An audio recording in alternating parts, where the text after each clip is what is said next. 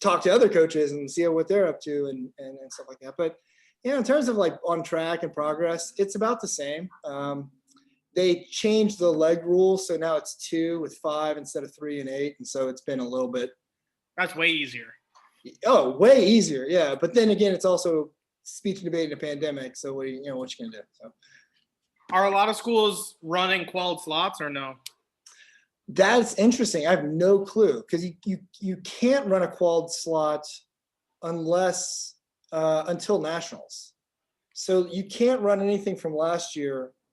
You have to redo something new, and then you can rerun something from last year if you wanted. No, I mean, like if someone qualified first semester, are people still running that stuff at locals? Not really. It's kind of the same rule, I guess conventions and stuff. Yeah. All right. So do we just jump in here, or is ready to get started? Everybody good to go, I guess? Yeah, should be ready when you are. All right, great, cool. Hey everybody, I'm Ganer Newman. I'm the Director of Forensics at Western Kentucky University.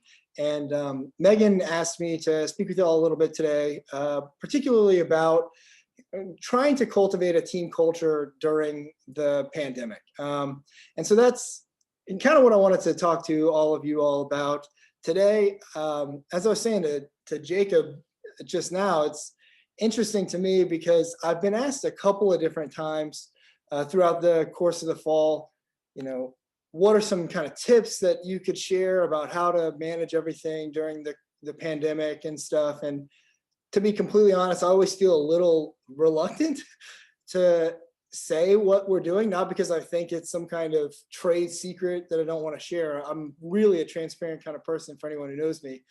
But the reality is, I feel like so much of this season has been an experiment, and I don't know the results of that experiment yet. So I've been a little bit reluctant because we're just kind of trying stuff out, just like I'm sure all of you trying stuff out, having things that you try that don't work, and then you try something differently and hope for the best the next time. But I think with this being the winter break for us, and we're transitioning into the spring, this is kind of our first week back on the collegiate level. This is going to be our first week back at it. We have our first competition of the spring. That's a major competition this upcoming weekend. And so I thought this was a good opportunity to be able to talk to y'all about, here's some lessons of things that I'm pretty confident did not work. And here's some things that I think worked well for us last semester, and some things that we're going to try differently this upcoming year. So for those who don't know me, my name is Ganer Newman. I've been in the activity for quite some time. I was a high school competitor myself, then transitioned to becoming a collegiate competitor after I was a transfer student at another university. Then I got an opportunity to compete and transfer to WKU, and I competed there, got my graduate assistantship there, and earned my master's degree at WKU. Then I was at Illinois State University for a year as their assistant director of individual events. And then eventually this position opened up, and I became the director of forensics at WKU in 2014. So, this has been unquestionably the wildest year of my experience in the activity. And it's had some really amazing moments. Some things that I would consider to be blessings in my life have happened over the course of this year. And definitely it's had tremendous challenges. So that's what we're going to be talking about, is how do you keep a team culture through this challenging moment in our history. So I'm going to share with you my screen here. Made a little PowerPoint. So yeah, we're talking about how do you cultivate a championship, and however you define championship, team culture during COVID-19. I'm not the kind of person that runs around saying I'm excited about, or eager to win a championship or put that above everything else. What I mean by championship as you define it is, how do you say at the end of this intense year where you've been under a tremendous amount of pressures, your students have been under a tremendous amount of pressures, how do you define a successful season and ensure that you're doing that? during this crisis. So that's really what I mean by championship, is success as you define it. And a team culture that's something that can perpetuate that success beyond just this year. So I'll talk to you a little bit about the priorities of our team that have existed for certainly since I've been the director, that kind of set the framework for everything that we did in terms of how we reacted to the COVID-19 crisis. So our existing priorities as a team are first and foremost the well-being of every person in the organization. I'm talking not just about the physical safety of the students as we are traveling them to tournaments, the physical safety of the student in their performance sessions and their practices, the psychological safety of the student, and in certain ways, the spiritual well-being of the student. You know, our first priority is to make sure that everybody that's doing this thing is in a safe environment and doing it in a way that they feel empowered by their messages, empowered by what they're learning, excited to use those skills and better their communities, better themselves. So that's our first priority. Our next priority is the academic success of every student. I'm the kind of person that I've never cared if a student was winning, big trophies and they're carrying home all this hardware, if they're struggling in their classes, or if they are, not going to pass an important class that they have to pass to get to the next level in their education. We don't care if a student is doing incredibly well and they're struggling in the classroom. So our next priority is making sure that the students feel like the educational aspect of the activity is something that they can carry and use in their coursework. How do you fold those things together so that they feel indivisible? So you're really educating the totality, the whole of the student, rather than just focusing on forensics. And then our third priority is the role of each member in facilitating the success of the team. So these are our priorities on any given year. And this year is no exception. So whenever we kind of entered this new season, we realized there was going to be some challenges, but we were certain to try to address each of those challenges with those priorities in mind. So the coaching in the pandemic has proven to have many motivational challenges for us. We are a collegiate forensics program, so it's different than what you're experiencing right now. You're experiencing, I would guess there's challenges with recruitment. Where are we getting these students from? That is not necessarily the same. I've recruited high school students who have already done the activity, and so there's already certain advantages in that approach. So I'm not trying to, in any way, I hope that it never comes across that way, and it's definitely not my personality. But I'm not trying to say that this is one size fits all problems, one size fits all solutions, and I'm definitely trying to recognize the key differences and understand and appreciate those differences between what we're doing on our level and what we're doing in the high school level here.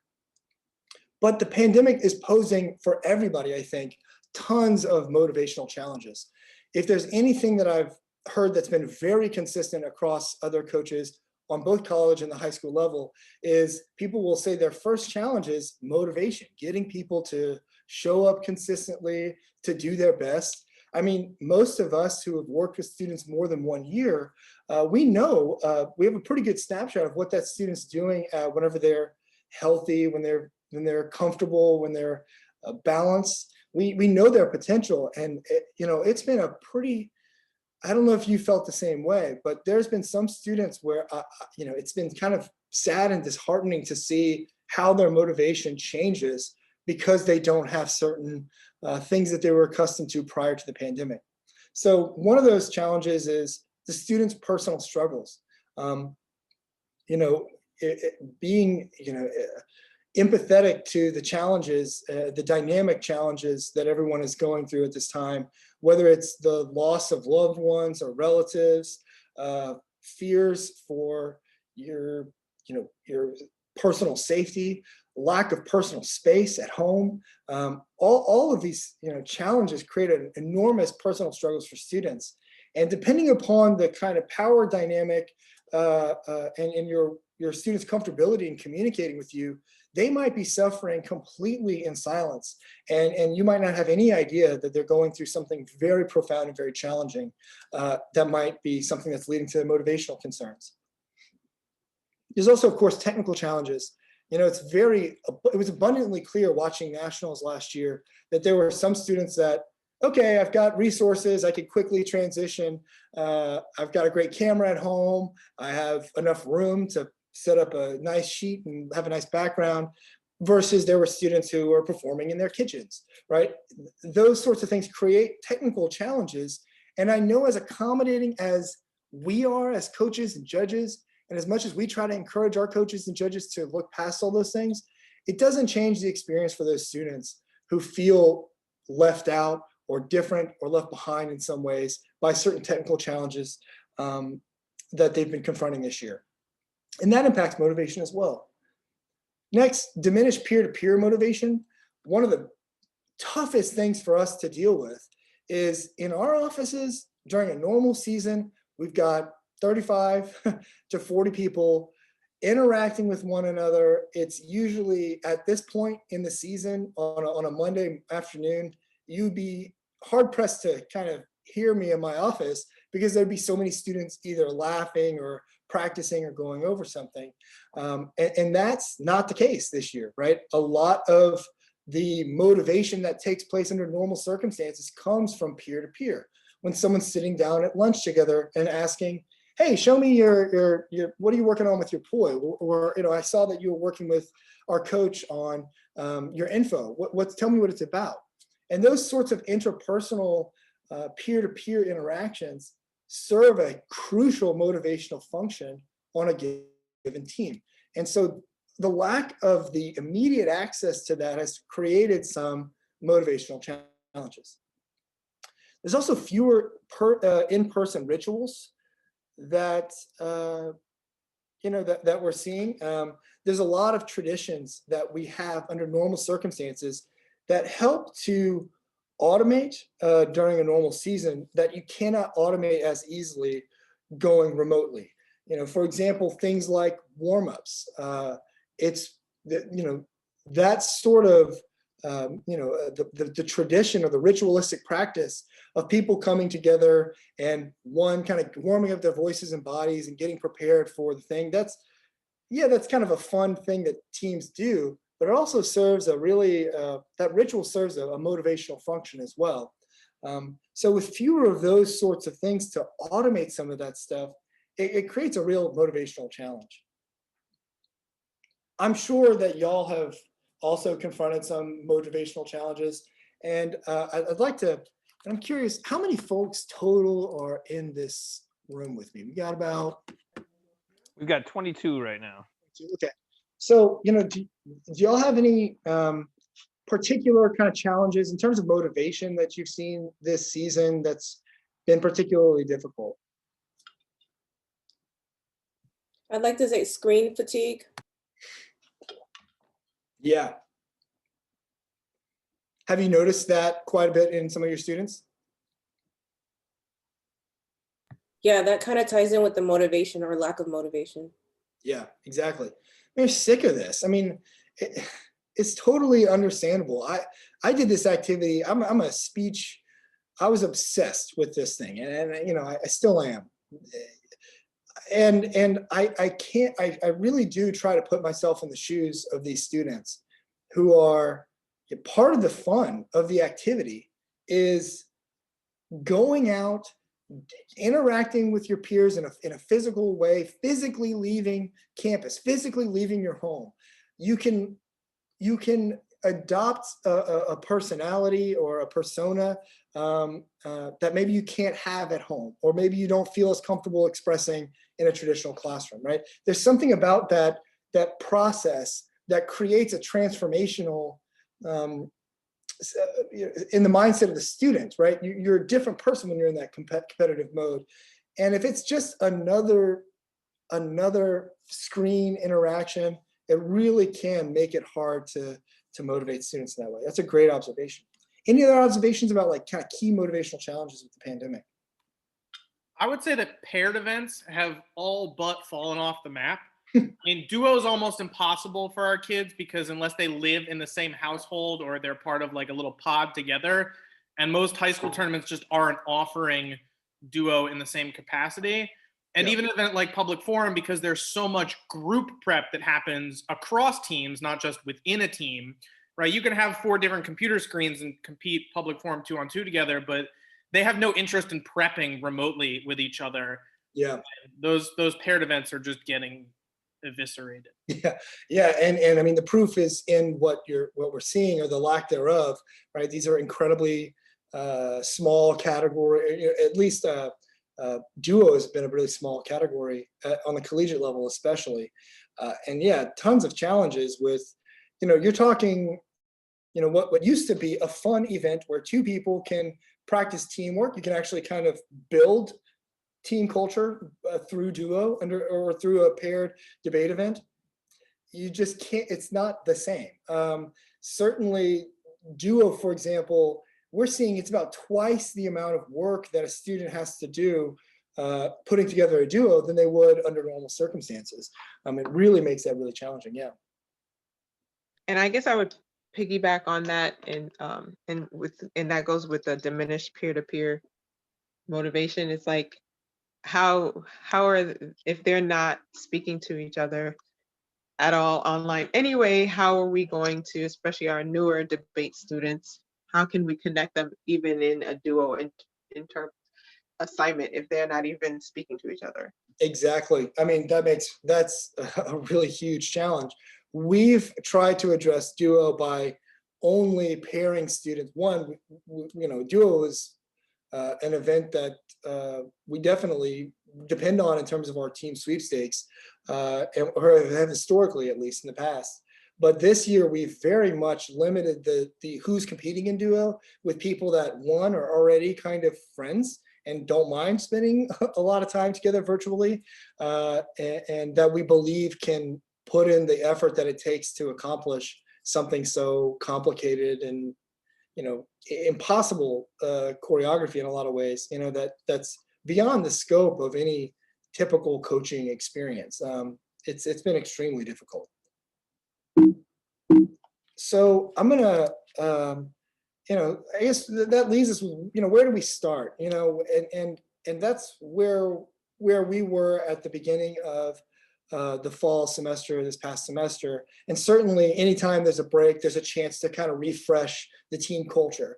So I always like to say, regardless of the circumstances, the team culture starts with you, coach. That's, I looked back on certain aspects of this past season or the past semester, and I said, I was concerned with motivation. I was concerned with this. And at the end of the day, the buck stops with me. So everything that I'm noticing that's kind of not quite working right, it's on me to help facilitate that change. Anything about culture, team culture, let's talk about it under normal circumstances. Under normal circumstances, if a coach is the kind of person who says, I never coach debate. I hear that quite a bit, right? I'm not a debater, right? Well, then the students who are participating in debate on the team kind of get a sense that maybe debate's not as much a part of the team identity or a part of the team culture. So much of that framing of what is our team and what's the culture of this team is the responsibility of the coach in charge. And so I know you're all here because you're trying to gather that information. That's the most important thing, So I'll talk to y'all a little bit about what I call the accidental experiment. So much of why I'm reluctant to tell people this is what we're doing, you should do these things and avoid these things, is because I don't really know much about the results of the experiment just yet.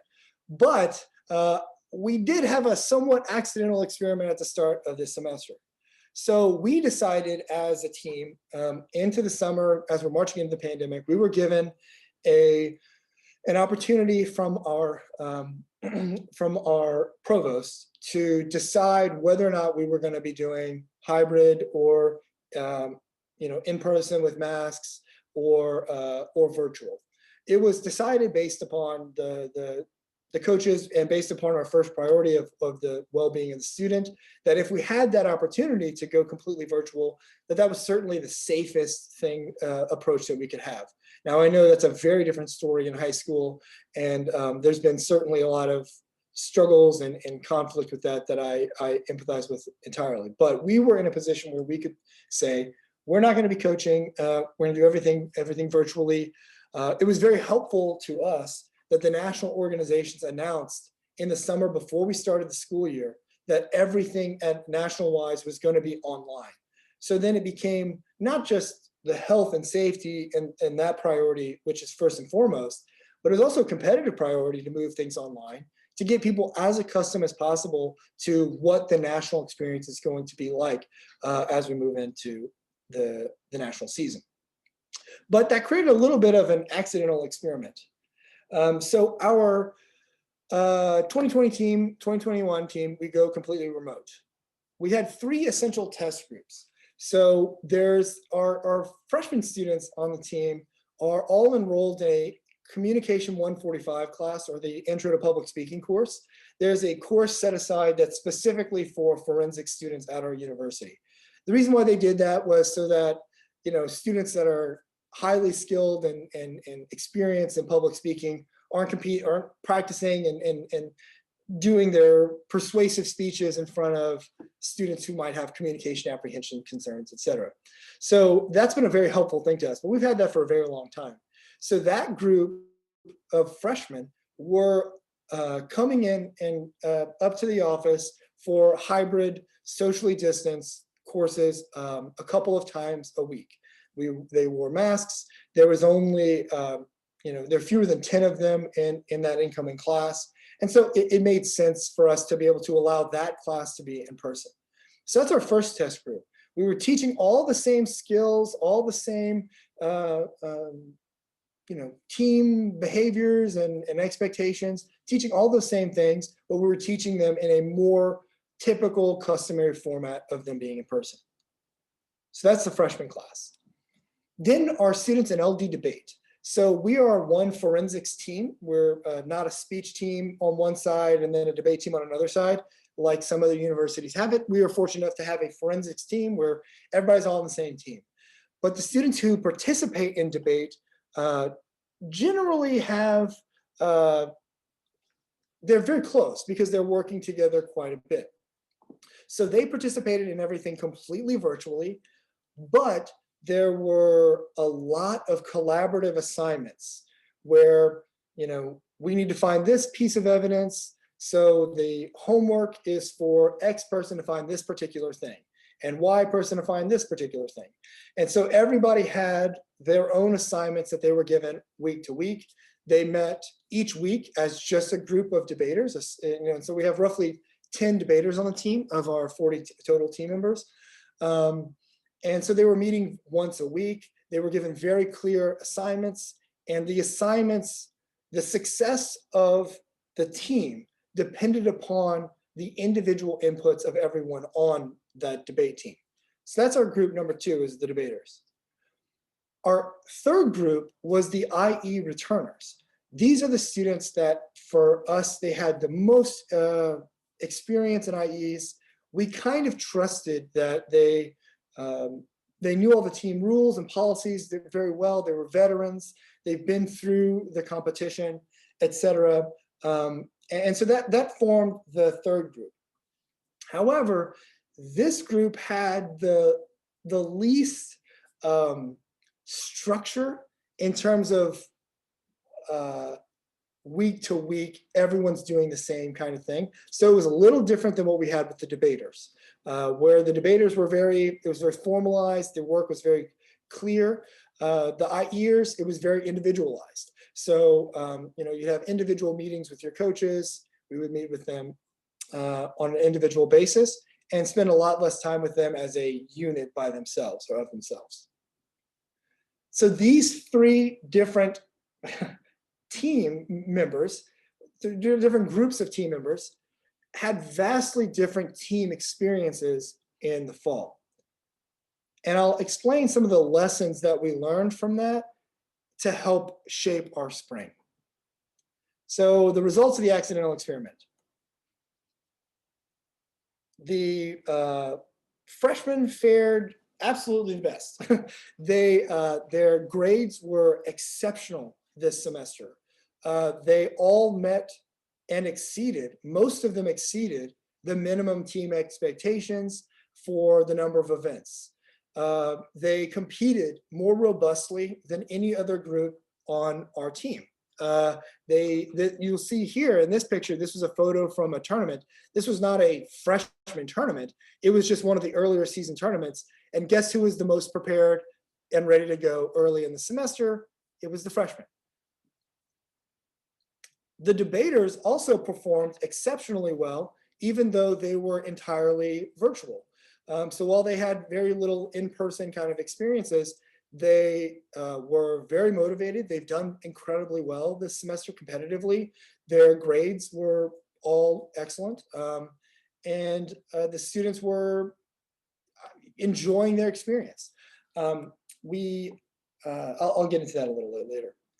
The IEers who had the fewest amount of those group activities, they had the least intentional accountability, they had the fewest in-person interactions and the fewest virtual group interactions, had the most challenges. So the students that we were really anticipating would be a little bit more self-directed, a little more self-motivated. Because of the certain absences of some of that configuration, they really struggled in general the most. Now, there was also life challenges that got in the way, but a lot of kind of factors contributed to some major motivational concerns. So while the IE crew would only really meet at tournaments, meaning they would only really interact with each other whenever we were, actually competing at a tournament. Some of them were competing from home. Some of them we would book rooms on campus and they could have their own individual rooms to compete in because maybe their home did not have a place for them to suitably or comfortably compete. And so we had some of those students there. It just, as it turned out, anytime there was something where people were coming together, they were a little bit more successful. They were a little bit more motivated. So, however, this third group of IEers, in general, what were some of the challenges? They were slower to get up events. There were a lot more, or quite a few more interpersonal conflicts that kind of emerged that had to kind of get handled throughout the year. In general, students reported back a sense of isolation, a sense that it didn't feel the same, and an overall kind of lack of motivation to work through things. That was not seen in the debate group and in our freshman group.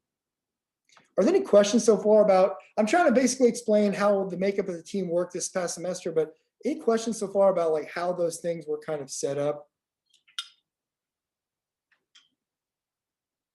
Okay, if not, then we'll just kind of go into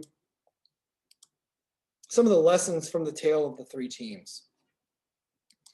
So the first thing is being empathetic and accommodating was a hugely important thing that universally students in our end of the semester meetings, we have an advising session that we do with every single member of the team at the end of every semester, and right around the same time every semester. We meet with our students, we have them tell us about their goals, their personal life goals and aspirations. We help connect them with internships and research opportunities. And so basically we meet with them. It's this very self-guided kind of explanation of the good, the bad, and the ugly from the semester.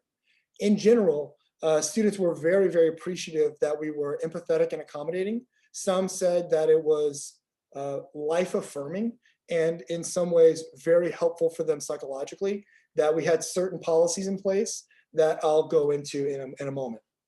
But that's something that we learned, is that being empathetic and accommodating was very essential to the success of the team. Next, centering timeless team values. We'll go into that a little bit more in detail, but the students who fared the best had a very clear sense of team values. They were given clearer directions that they stuck to throughout the semester. Over communicating, I'll go into that as a lesson. encouraging peer motivation. Talk through that. And the final thing we're going to talk about today is going to be maintaining traditions. So the first thing is practicing empathy and accommodating. Meeting with students, meet the students where they are. It has been a really important thing for us. You have to meet them where they are and to be able to help them to achieve their personal goals and their dreams. You know, I think it's understandable. The position of some students who are really struggling with motivation is, what's the point, right? Like, what is, you know, a lot of these students are in a world where they've been communicated very frequently that their future is uncertain, that, you know, if they wanted to be a professor, they're told there's no job market for doctorates, you know, they're told, you know, all of these other kinds of uncertainties, they're reminded of those challenges all the time. And so whenever, you know, we're in the middle of a pandemic, a lot of students feel, what is the purpose of doing all this? So it's been very helpful in order to motivate students to be able to meet them where they are and kind of help them work through what is it that you actually want, and how do we position you to get closer to reaching those goals and those aspirations. Getting them to talk about what they want in their lives is a very helpful way for not just you know, for you to understand their position, but also for them to feel like they have a stake. There's an investment in doing this, because it's going to help me get to where I want to be in my life. We also learned something that we have never done in another season, but we started it this year, and I'm going to keep doing it in perpetuity, even after the pandemic, we're through it, is the value of a speech or debate-free week. We allowed students to basically submit a notice of a leave of absence from the team for a moment. You know, they could take their week where they are not required to sign any of our hours, or they're not required to sign up with coaches. They're given kind of a space to just focus on schoolwork or their personal mental health, et cetera, and just kind of completely avoid the office. Now, doing that for too long, ultimately students, you know, really start to get to a place where they're really struggling to find that motivation again. But we found it was very, very valuable to help our students, provide our students with an opportunity to say, look, I need to pause this for a moment. I need to get my other affairs in order and focus on myself. And then I will return to this more ready to work and focus. So those were some things that really helped us a lot. I think whenever you're talking about practicing empathy, I mean, of course, you have to accommodate the needs of your students. But I think it's helpful sometimes to ask yourself if some sessions are better spent working with your student through a crisis, helping them come to terms with it, helping them come up with a few solutions. Sometimes you need to turn off the coach side of yourself and just be a listener. You know, you're not trying to mine information out of students, and don't press it. You know, that's not something that you need to necessarily push a student into revealing something about themselves. Please don't do that. But if a student is really struggling and they come to you, sometimes, you know, it's helpful to say, I'm going to put aside your POI for right now. And I just want to hear you out and help you through it. You know, maybe sometimes you need to coach them. You know, this is something my wife has told me in the recent past, was understanding the difference between, is a student needing to be coached in this moment? Do they need to be listened to in this moment? Do they need to be given direction, or just told, you're valuable, we care for you, your ideas are important? And I'm just so excited to see how you make a difference in this world, right? Sometimes students need that kind of encouragement in order to get back into the game. So we found there's a lot of value in practicing empathy. Next was to talk about, you know, centering timeless team values. What are the things that you think are things that are important to your team, that regardless of the pandemic or not, what are those kind of core functions of what you're doing? What are the core values of what you're doing? And I will say this until I'm blue in the face, that a critical, essential nature of the team handbook.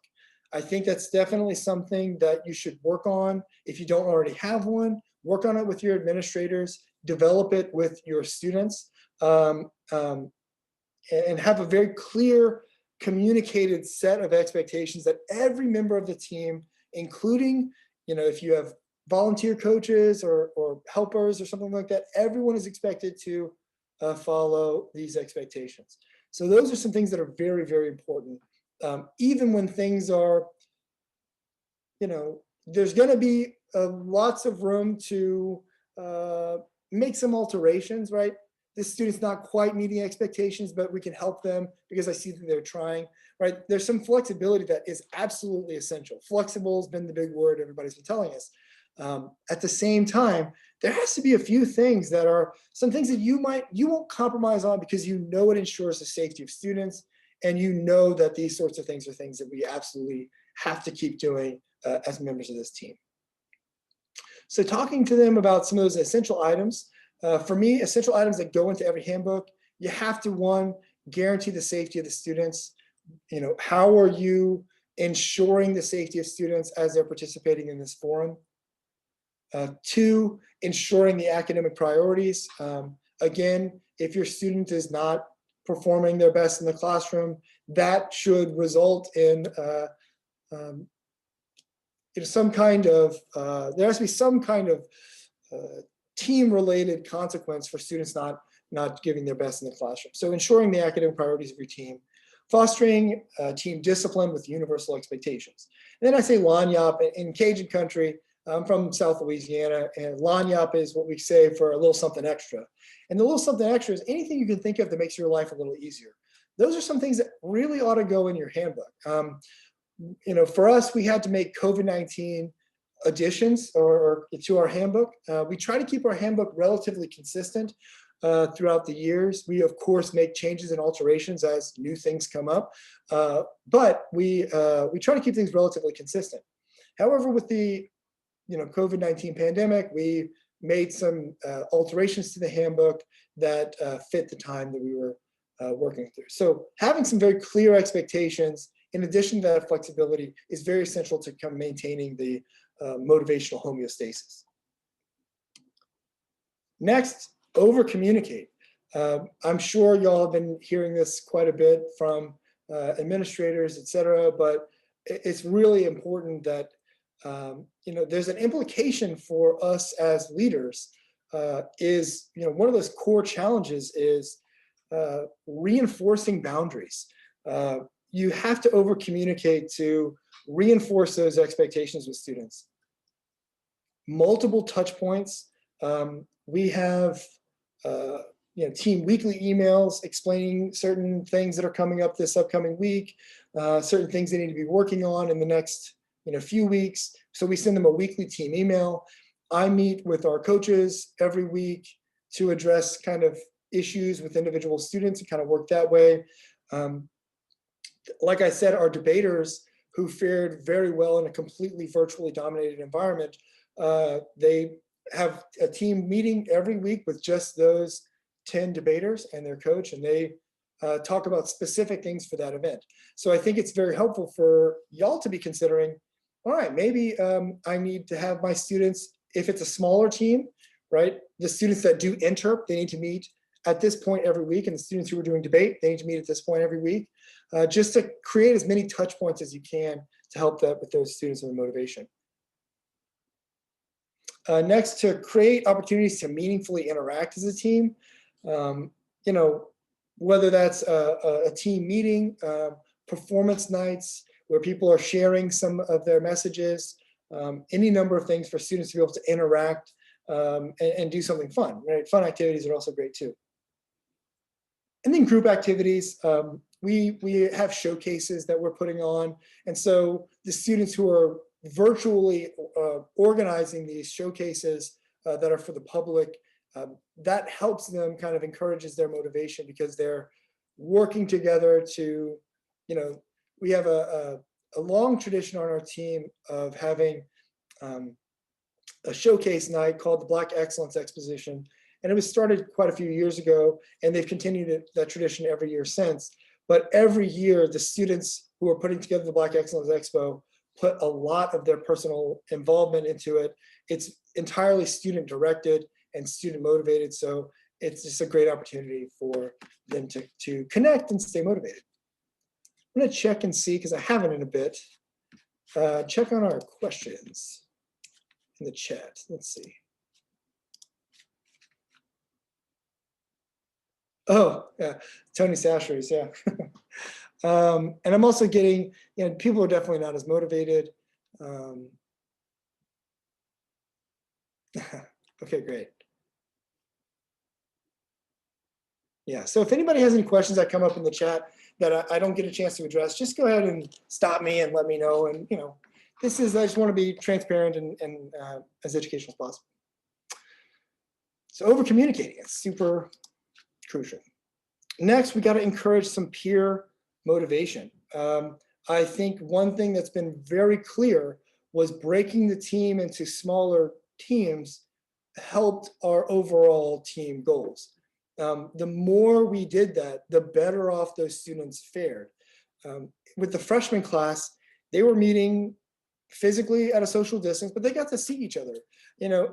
At the last day of our class, students were crying even, because they were going to miss their friends for the winter break. Can you imagine, like after this semester, they're still sad to see people go? I thought that for me, that was a huge light bulb moment. There's something powerful that took place with a group of people that were able to spend more time together safely, but just enough to see each other, to share their ideas, made a tremendous difference. And oh yeah, he took those great photos. A professional who deserves a shameless plug. My wife took the majority of these photos. I took some. She's Carrie Gugamos is an amazing photographer in the activity, but yeah, she's just does an amazing job. But we broke the team into smaller teams, and that made a huge difference. Every student that's on our team, that's a returner, I know personally, they want the team to do well. They want the team to be success. They know they're a part of a program with a tradition of success and a history of success. And they want that too. But there's something about the lack of intentional, consistent interaction that created some disconnect with what they want and their motivation to get what they want, and that inspiration to get what they want. And so breaking teams down into smaller teams is a very effective approach. There's a great book I highly recommend. Get it on audiobook or get it wherever, but it's called Team Genius. It is by Malone and Carlgard, I think is the author's names. And it's a great book that explains the dynamics of team sizes. I read the book a few years ago, and it really made a huge difference in terms of how I approach our team. It changed how I recruit. It changed how many I recruit. It just changed the dynamic of how I set up our coaching structure, so much. But one great thing they talk about is the kind of sweet spot for a great group is 7 ± 2. They talk in particular about the challenges of trios, meaning 3 people working together on one little team. One thing that generally tends to happen on a trio is what? Well, 2 people become really close partnerships, and the third person feels a little bit left out, and then those 2 do well, but the third person doesn't do as well. So they talk about the dynamics of 7 ± 2, meaning 7 people, so either 5 people, 7 people, or 9 people. So if, depending upon the size of your team, and we can kind of break this down a little bit later on, it might be a good idea to break the team down into smaller subgroups, putting people in charge, maybe a pair in charge of that subgroup. So that way it's not all falling on one student's shoulders, but maybe a pair in a partnership. They're the leaders of you're my interp committee, and you help meet with the interpers once a week, and y'all work on the pieces and kind of help guide things along. Or if your team is really big, then maybe this is your duo group, right? We have 6 total members of the team on the duo group, and so the 2 leaders of the duo will help coach the other 2 teams. Something like that. So breaking the teams down into smaller teams, where one, you're managing the team as a large total whole, But then within that, there are smaller management silos that kind of help. And those students who are the leaders of those silos can report to you any problems, concerns, et cetera. You can coach them on leadership. You can coach them on how to encourage those students, et cetera. So breaking the team down into smaller teams really helped encourage peer motivation for us. It would be, I'll give our debaters as an example. So if a student on the debate team does not find some card to, that's our answer for this other thing, the students on the team that are the leaders of that will, for lack of a better word, shame them on the Slack chat, be like, hey, I have not seen this yet. When are you going to turn that in, right? And then they'll turn it in. That's so much easier for a senior or junior on the team to say, hey, look, give somebody a kick in the pants, or say, hey, look, you said you were going to do it. Where's the work? Come on, man. We're all in this together. We got to work together on getting this thing done. It's easier for that student to create that kind of motivation than for me to send an email out saying, I've heard some debaters are not doing their work. We need to work on this, where it becomes a big team crisis. It doesn't need to do that. It can be something that can be handled or managed in a smaller sub team within the team. Any questions about that? I think that's kind of one of the, it's a tricky thing to do. It's because you're talking, I remember on my high school team, there were 8 of us total on the team that were actually competing, something like that. So I know it's different for everybody, but what are some things that that y'all are seeing, or questions that you might have about breaking the team down into smaller teams for peer motivation's sake?